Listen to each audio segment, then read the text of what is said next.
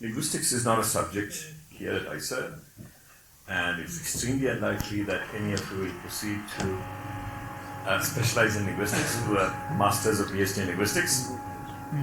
So rather than talking about the technical aspects of linguistics, what I would do is to give you a brief introduction to the problem of emergence in linguistics and use that to give you a sense of what the word emergence means.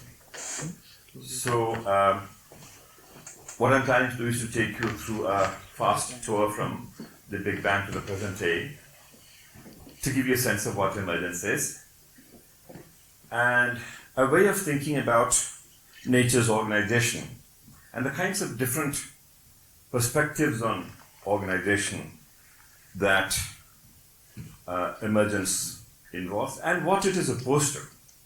Okay. So this is going to be a very general, non-technical talk because the technical talk in linguistics will be very hard for you to follow. So let me begin by saying that linguistics of the kind that I'm used to comes from Alan Turing. Turing's work on computation. And Turing suggested a way of approaching science computationally. And that led to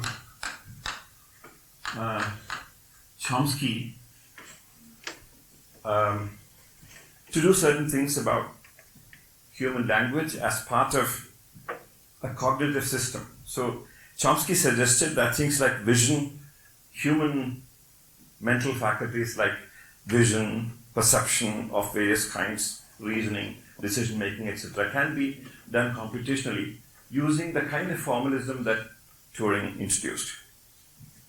And one of the things that he pointed out was, by the time a child is, let's say 3 years, 4 years old, the child has the capacity to speak and understand a language, which has actually come to think of the nature, the structure of human language. It's a miracle because it is so complex that even after 50 years, 70 years of work, people are only beginning to understand the structure of language. How does a child acquire the capacity to speak and understand language? And he formulated that as the logical problem of language acquisition. And what Chomsky suggested was the child is able to speak a language. The child doesn't have to learn everything about language. The child comes equipped with certain capabilities. Biologically, call it innate, I mean not necessarily in DNA, but not acquired, biologically equipped.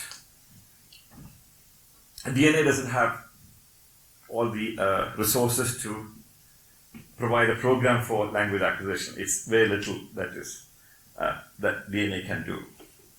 So he called it the language faculty. The idea at that time, at the beginning of cognitive science, was that the human mind can be composed of different kinds of, can be thought of as being composed of different faculties, faculty of vision, faculty of decision making, faculty of hearing, and so on, various kinds of things. And subsequently, of course, emotions were also incorporated into that overall picture. Initially, at the beginning of cognitive science, emotions were kept out of that. Now, of course, it has come in. So he postulated something called the language faculty. So let me give you a very brief example of things that you don't have to learn. And you couldn't have learned from outside. If you can say something like, John saw someone. You can also say, John didn't see anyone. But it'll be odd to say, John saw anyone. This is odd, and nobody taught you this, but you know this. You can also say, did John see anyone? So there is something about these two things, questions and negations, that allow you to say anyone, but in other cases. And this is found in large number of languages, and linguists call it negative polarity. No language teacher knows anything about this. And yet, humans know this instinctively. This is because it's part of the language faculty. You have patterns of this kind in every known human language. You don't have to learn it. Okay? Like, this is like saying, you don't have to learn how to see it is built into you. But however, the interesting part is, unlike vision, like most of us process things like edges and colors and tones the same way, all human beings, language is peculiar because it is also, there is parts of it are learned. So if a child is exposed to, in English-speaking community, the child learns English. If the child is exposed to a Gujarati-speaking community, the child learns Gujarati. There are differences between English and Gujarati. So the question that Chomsky was asking was, given the language faculty and given the data from a particular community, this combination, how does the child deduce the grammar of the language? And the child does this by the time the child is about 3-4 years old. This happened. The child already has the grammar, meaning grammar is not the kind of do's and don'ts, but the system, the grammatical system of the language is known. This, he called it the logical problem, because this process for him is that of deduction. So how does a child, given the data from a language, very limited data, very sparse data, and yet the child learns a very complex system, how does a child deduce the grammar of the language? This was the way it was formulated. And that formulation is interesting because it assumes that different children exposed to the same data have the same grammar. This is very important. This was implicit in the question. And that this process is that of deduction, classical deduction, the kind of logic that is used in mathematics. As it turned out, Chomsky was wrong on both these counts. This is a classical view of determinism.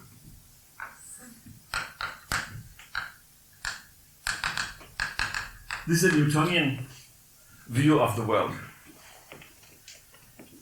It turned out that given the same data, people in the same family, twins, could have different grammars, but they wouldn't know that. I mean, because in actual communication, those things are not visible. But if you do experiments, you can see that different people have different grammars. So this is wrong. And when we looked at this carefully, this is not a process of deduction. So people reformulated Chomsky's question as, how does a grammar, instead of the, how does a grammar, so that you have different grammars emerging, emerge given the data and the language faculty, how does a grammar emerge in the mind of a child? This reformulation of the Chomskyan question is the essence of emergence in linguistic theory. This is why lots of linguists are interested in emergence in linguistics and also outside of linguistics. Yeah? What do you mean by different grammars? Grammar meaning different organizational principles. So this, for example, this is an organizational principle. Let me give you another example. If you say, John admires his mother, okay? So where this his can refer to John, that he is idiotic, does not upset John, where this can refer to this he can refer to John. However, if you say, and you can also say John's mother admires him, this can refer to John. You can also refer to somebody else. What's interesting is that you cannot say John admires him, where this him refers to John. It has to refer to somebody else. So the basic idea is, this is not the way it is actually formulated, but I can say, if the pronoun is an object, it cannot refer to its own subject. That's not the rule, but it kind of gives you some intuition. A grammar is a set of such rules. Linguists call them rules or constraints, and physicists call them laws. So this is a law that applies not only to English, but to every known human language. And there are also laws which are variable. So there are invariant laws and variable laws in linguistics. And what we try to do is to discover and formulate those laws. Some of these are language-specific laws, others are universal, and yet others are laws with variability. And that's what I mean by grammar. A system or a set of an organizational structure. And this is effortless. Nobody has to teach this. I don't think you knew about this kind of stuff before I told you. You don't have to learn this. Okay, so this is the central question. How does a grammar arise in the mind of the child, given what is given to us biologically? I'm not going to look at the details like whether it is DNA or other kinds of systems and so on. For that, you'll have to look at the relation between DNA and biological properties, which is very complex. So, this is a question in internal linguistics. And if you look at the history of the universe, you will see emergence all the way from beginning to now. And for that, we have to understand what we mean by emergence. What is emergence? Well, I saw in your description of emergence in the announcement that this is the whole is more than the sum of the parts. That doesn't give you a clear sense of emergence, because even in a motor car has properties which the parts don't have. So that is uninteresting. That is not emergence. One way of looking at emergence is to say that something new comes up that did not exist earlier. Okay? And physicists quite often talk about this as symmetry breaking. And I'm not going to explain this, I'm just going to leave that phrase there and for you to explore and find out what symmetry breaking is. It's roughly the same as emergence. Some new property or entity comes into existence which did not exist earlier. That's the basic idea of emergence. And that is surprising. How does this come to exist? In large number of cases, we don't know. Okay, we know that it comes to exist. We know some of the constraints, but we will not have a full understanding of how things emerge. So let me give you an example.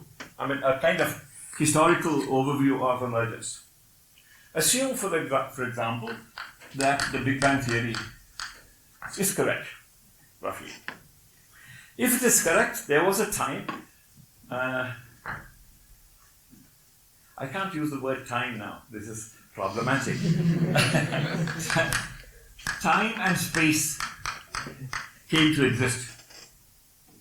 Okay? I can't say it did not exist beyond Big Bang, outside Big Bang, because I'm using the concepts of time and space to even point you in that direction. So this is a difficult thing to state. So let's say at some point of time, how do I say this? Okay, forget that. But at that point there were no fundamental particles. And then you have fundamental particles coming into exist. But there were no atoms. Okay? So fundamental particles emerged in the universe. Then atoms emerged. There were no molecules. So there were hydrogen atoms and helium atoms and so on.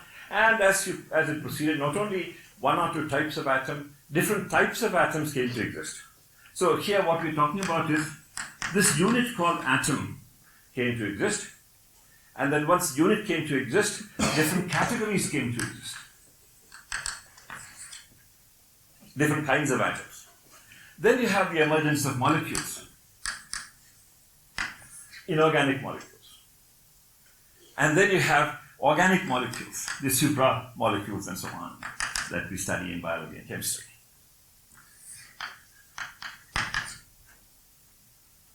But life as we know was not, this is kind of beginning stages of life. Then you have cells coming to exist. So notice that the history that I'm sketching is the history of the emergence of different units, not only different units, but also different categories. Not just ordinary cells, but two kinds of cells, for example, the prokaryotic and eukaryotic, and then further kinds of cell types. Then you have tissues. You have, well, even for cells, you have, I'm ignoring things like organelles and all those things, forget those things. You have organs, you have organisms, and so on, communities, and so on. Ultimately, what you're going to have in this is the human mind. And you have consciousness. And we assume that we have something called free will.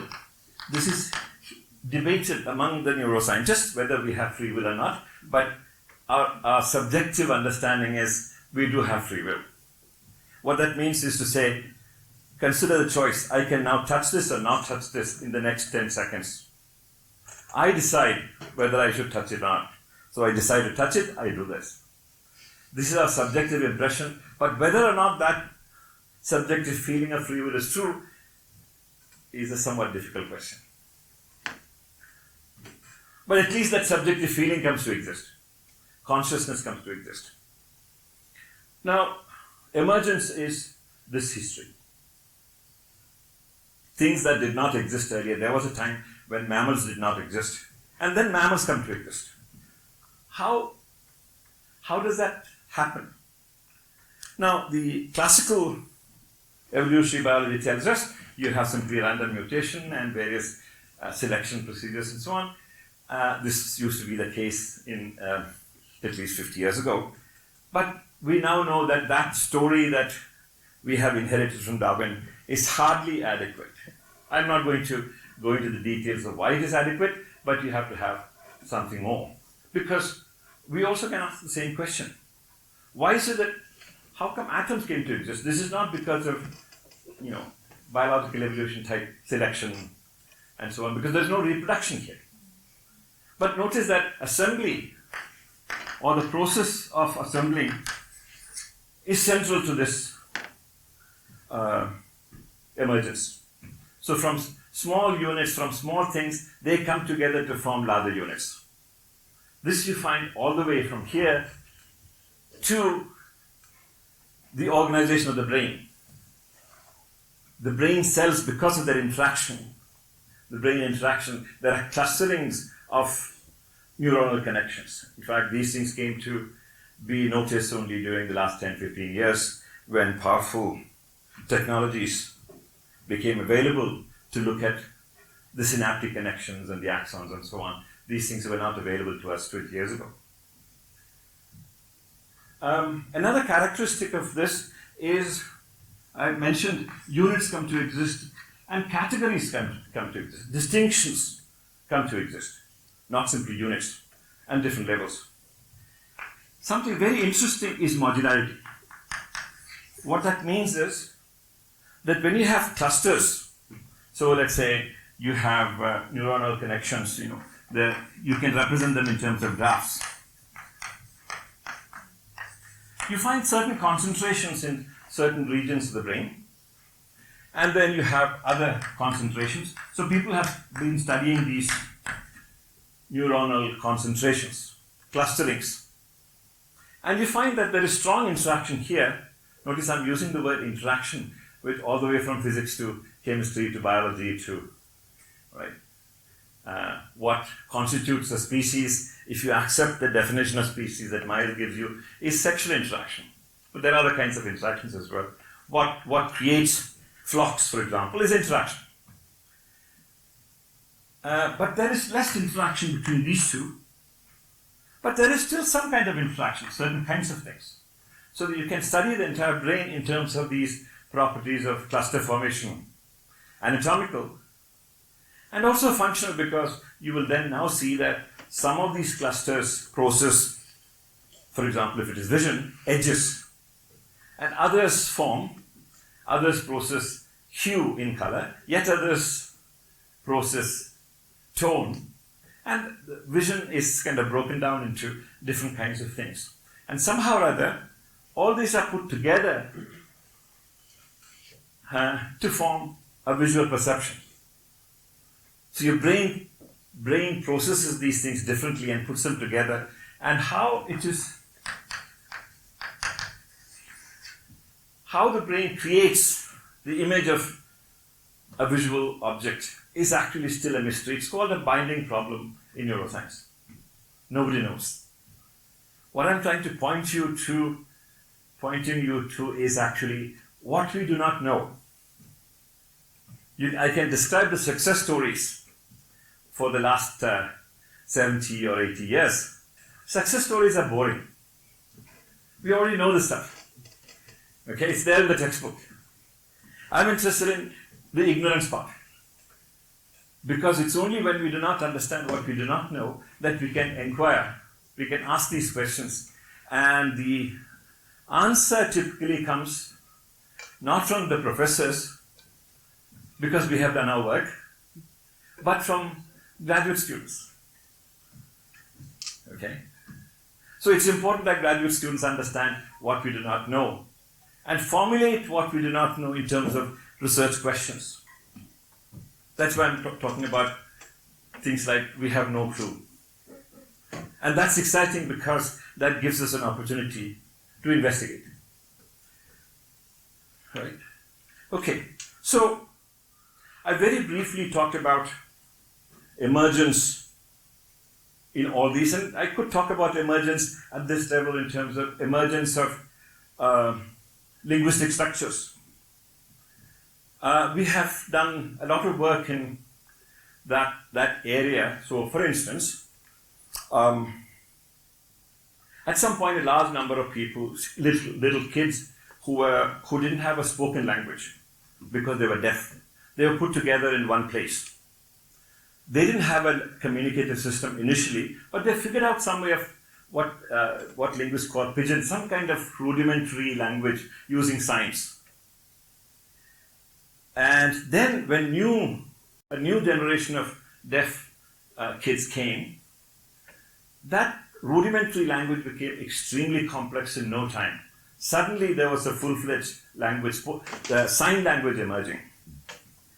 What's interesting about this was that sign language that emerged in the course of putting people together, little kids together, had the same abstract structural relations of the spoken language. So it didn't matter whether you're speaking or you're signing, they have the same structure. This is a classic case of emergence. This happened, of course, in a natural, this is not the kind of stuff that you can do experimentally. This was nature's experimental. Another way this emergence happens in linguistics is when you have two languages coming into contact. Something new comes up. So let me briefly tell you part of the stuff that we studied. The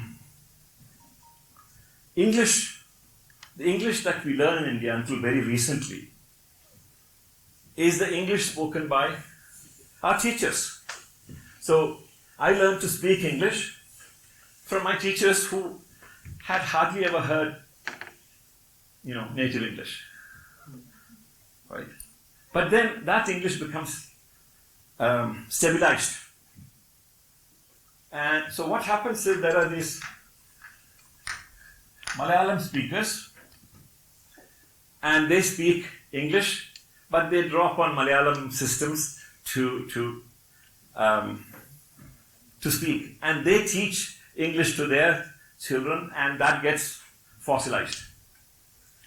There are interesting characteristics of Malayali English. Okay, this is the kind of English that I spoke when I was a high school student. Let me give you a few characteristics, which exist only in Malayali English. Nowhere else. We have not been able to find it anywhere else. So, take the word bet. We pronounce this with the t. That's, if you are talking about, this is my nose, my lips, and the t is produced somewhere here, just behind the teeth. But when you say but, this t is not the same as that. It's more like the t in Indian languages, which is produced somewhere here. It's very systematic. The same contrast in bin and moon. This one and this one are different. This bin is produced here and moon is produced over there. Likewise, if you say bell, it's produced here, but bull is produced there. Now, this is because of the vowel before it. And it's exceptionless. Right? You also find that in something like very, which because it is A, it's produced here, but worry, it's produced over there. Now, as it happens, Malayalam has distinct sounds. So this guy in writing is written this way, this guy is written this way.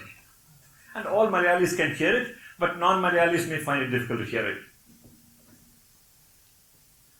Now, as a linguist and phonetician, I know that this is found only in Malayali English. It is not found in native English. But if you ask me to produce these two the same way, something in my heart, pains. This is so unnatural to me. Why? Because this is the way I was speaking when I was a school student. So it is, for me, this is the natural way of doing things. And if you ask speakers of Malayalam whether these two sounds are the same, they say, of course not the same. They're very distinct. This is re, this is re. And if you tell them that native speakers of English don't do it that way, they say, that is nonsense. Okay? Now, what's interesting is that this rule that the vowel changes the nature of the consonant doesn't exist in native English, and it does not exist in Malayalam either. Because in Malayalam you can say the le, for example, this le and this le, this is written like this, and this one is written like this. And we have two different words with the same vowel, puli and puli. No problem. But you can't do that in English. Okay? So this is peculiar to Malayali English, does not exist in Malayalam, does not exist in English. How did this come to be? That's a question of emergence. Okay? And children do this automatically. Children, when they are 2 years old, 3 years old, they create patterns. So my daughter used to have this rule when she was about 2.5 years old. Every word must have only 3 syllables, exactly 3 syllables. Okay? So her name is this.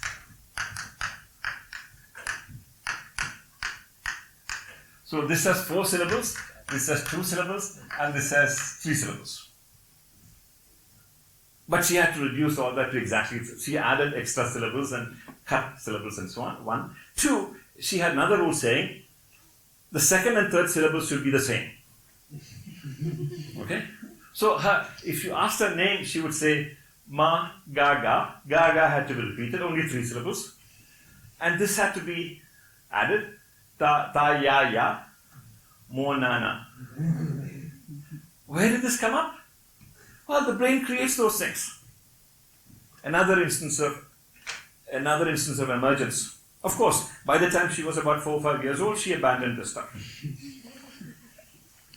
Now, a slightly different way of thinking about biological biological evolution, and as well as linguistic evolution of this kind, is there is something in nature that produces these structures through assembly and through various mechanisms.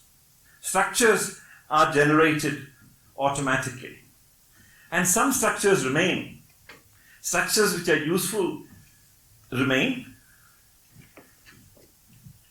So structure generation is different from structure adaptation. And structures which are harmful are eliminated. And there are things in between, neither useful nor not useful, they also remain. That is exactly how people acquire language. So this one is in conflict with what you can hear around them, right? So once the structures are created, after some time it disappears. But then there are structures which are not in contact with interaction, and people do not know that they have these rules. Those rules remain. So I have large number of differences between my grammatical system of Malayalam and my brother's grammatical system of Malayalam. And until I started investigating, I didn't know the differences. They remain in the brain, unchanged. But these guys, once the child is about 5 years, 6 years old, they disappear. There was a child of a linguist who had this rule that the first consonant and the second consonant must be pronounced in the same place. So something like duck, he pronounced it as guck because they are both pronounced in the same place, back of the mouth. This was his rule. Now one might think that he cannot produce that. Okay, this is difficult or whatever the reasons. And so once his mother asked him, bring me that guck, the toy. And the kid said, guck, guck. And then he realized, because he didn't know what the mother was talking about, even though he himself said guck, when the mother said it, he didn't understand. He said, oh, duck. And he continued saying duck. Now, it wasn't that he couldn't say duck, but this was his rule. But his mother couldn't say that. That was different. And this is the kind of anecdotal stuff. These things are very common in language acquisition. Children, for example, begin by saying, this is well known, bring and brought, they can say that at a certain early age, but at a slightly later age they begin to say bring and bringed. Why is it that a child who is perfectly capable of saying bringed, and then they say brang? And finally they come back to brought. These are interesting things. These are all aspects of emergence. Some of these things we know. So for example, the Malayalam-English stuff, we have studied this extensively. We have a 60-page, very detailed paper of formal stuff. We understand some of those things. But what we understand is actually very little. Most of the things we don't. And the point I'm making is that emergence is all over the place. This is nature's way of doing things. Let me briefly end with this. What emergence tells you is that determinism and what is called reductionism, which is very common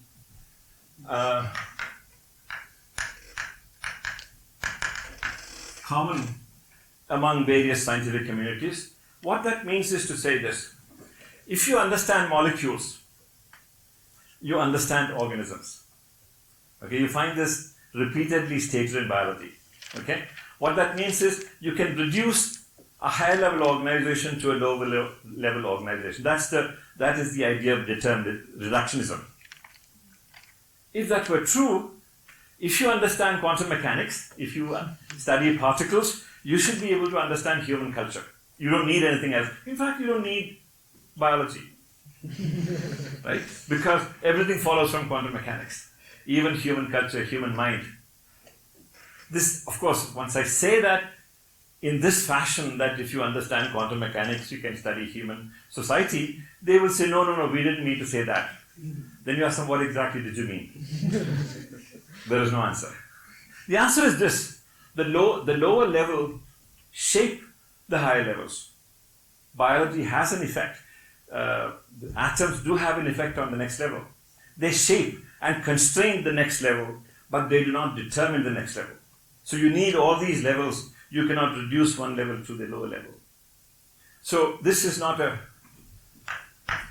possible position to take because of emergence.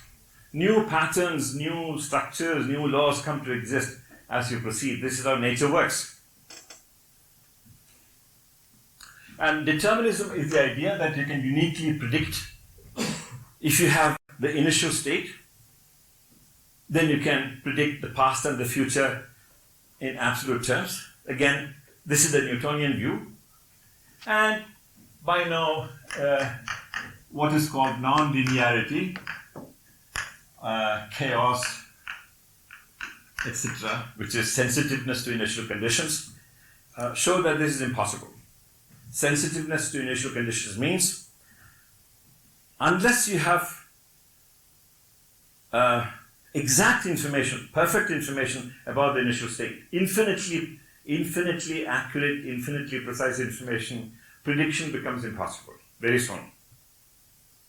So a classic example is what is called two-body problem posed by Poincaré.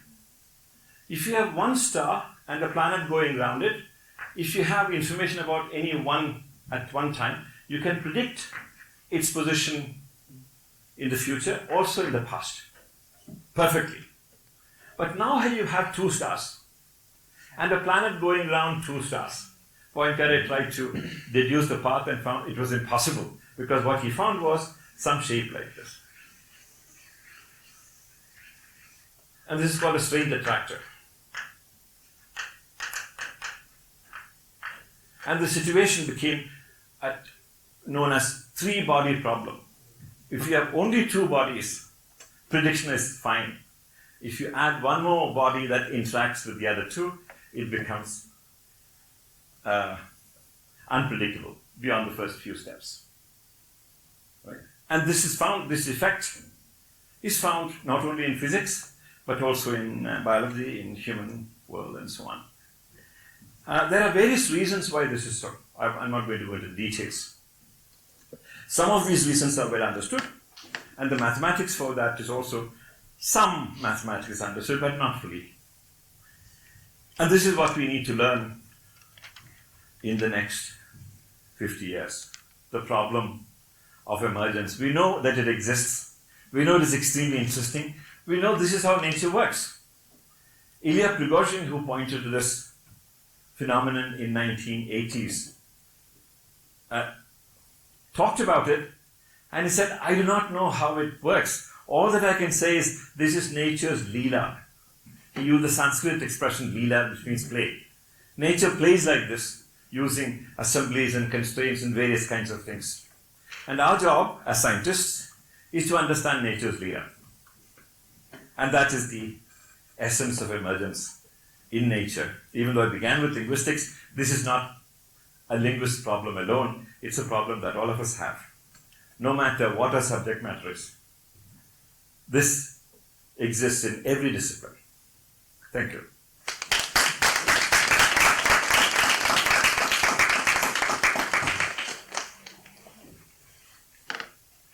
If you're not too sleepy to ask questions.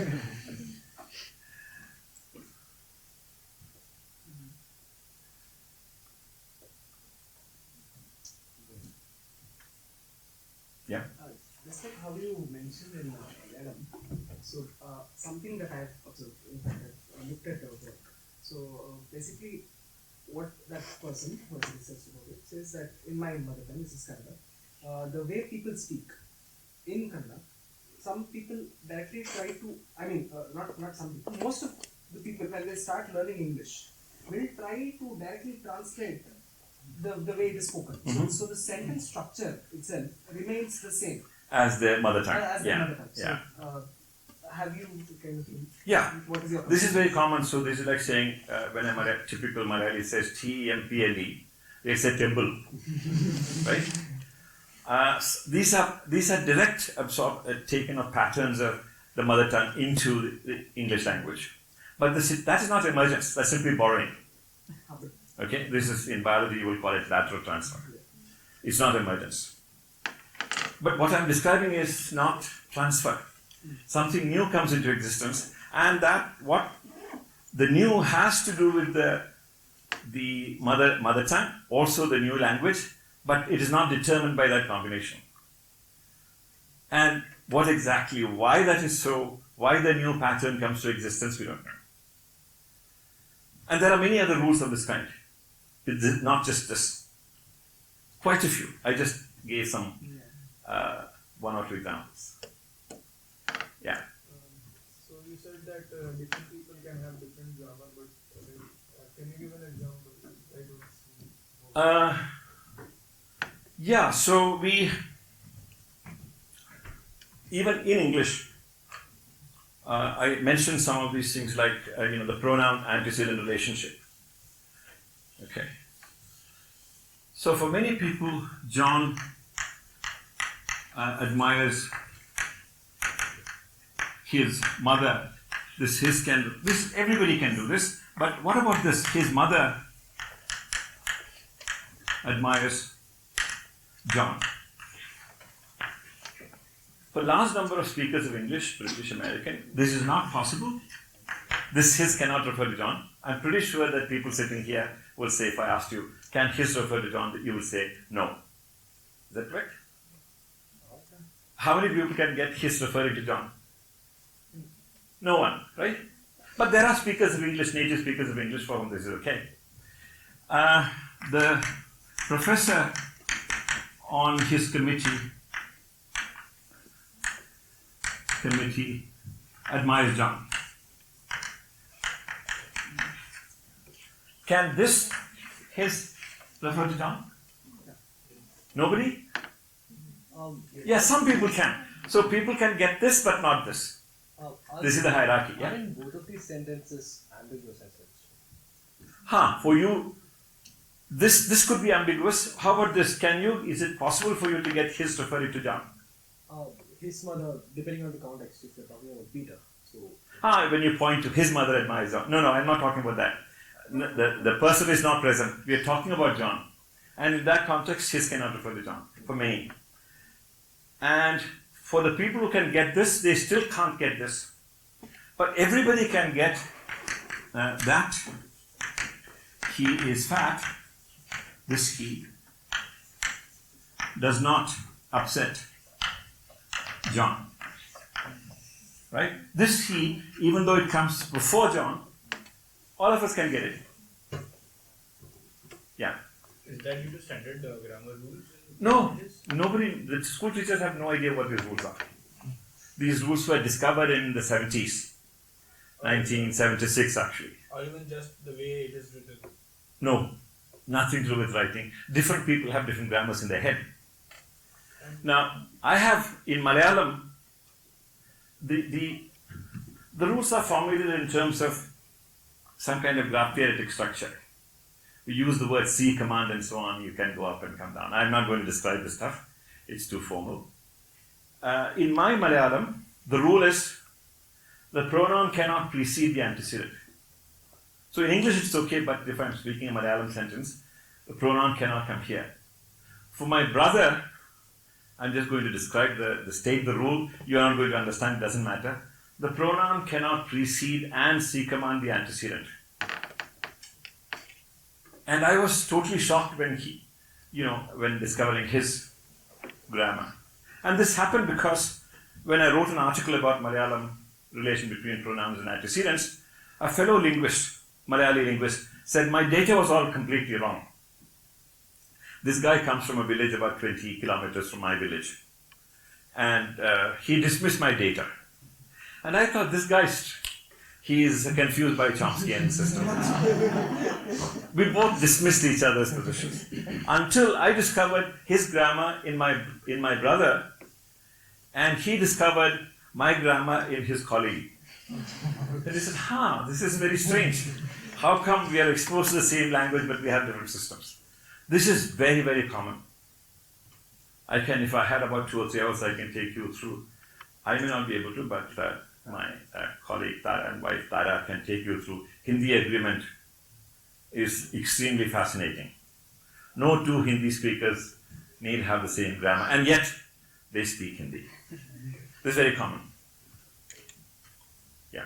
How do you discover that a person has a different grammar rule? by doing experiments on them. So I can ask you something like,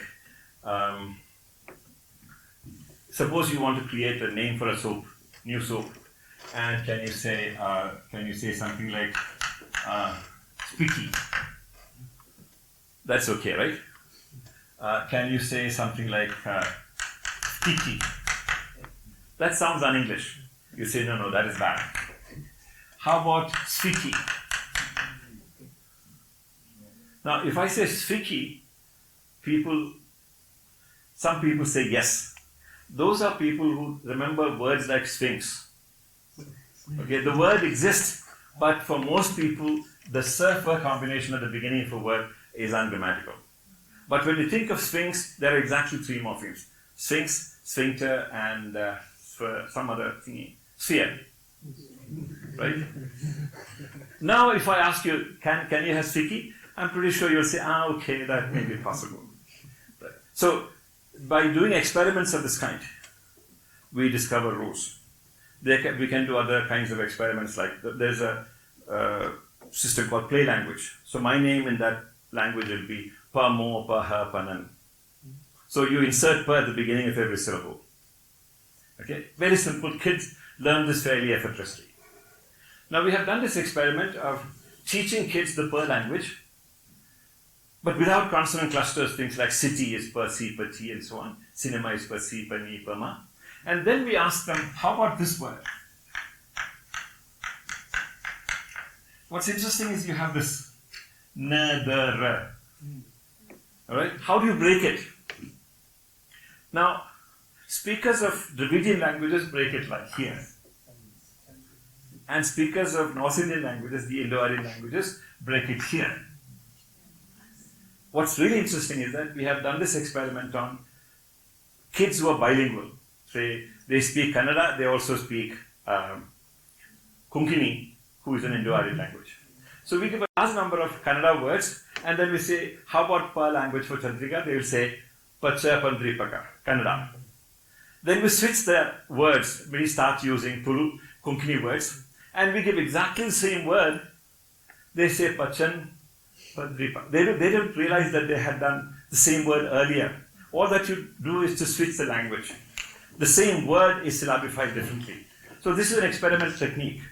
There are many such ways of figuring out a person's internal structure. So what we are doing is like treating humans like Pavlov's dogs. We give a stimulus and we get a response, and then we connect the stimulus and the response with an internal grammar. That's where the theory comes in, to explain the relation between the stimulus and the response.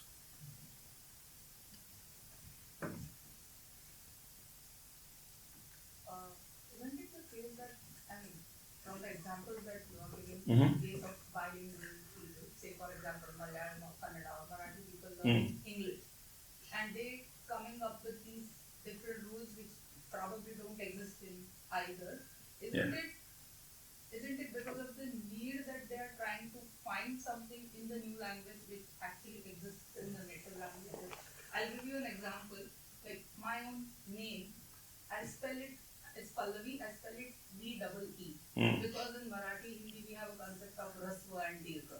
And then I don't find it in English, but then my father told me that if you put I, it becomes Rasva V. Whereas from the Marathi grammatical rule, the last consonant having a ikar has to be Dirgha.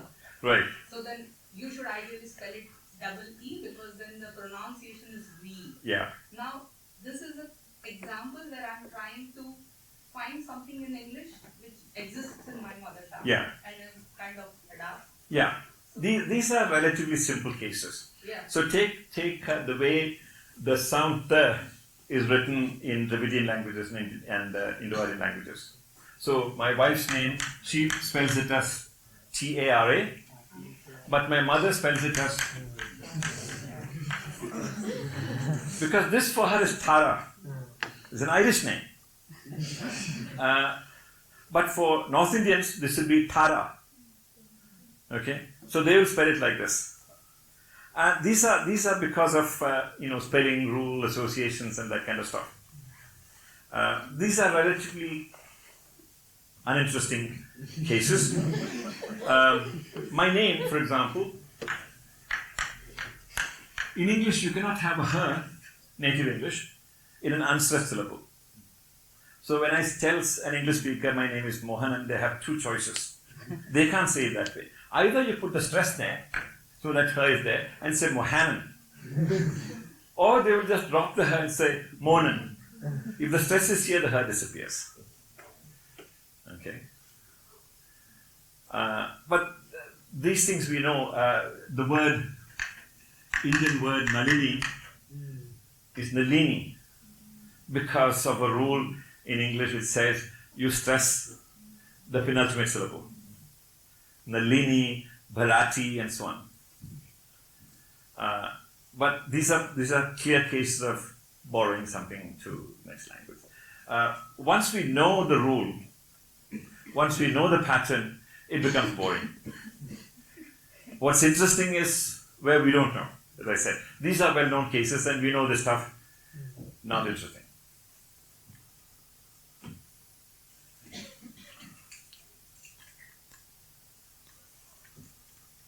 Okay, thank you.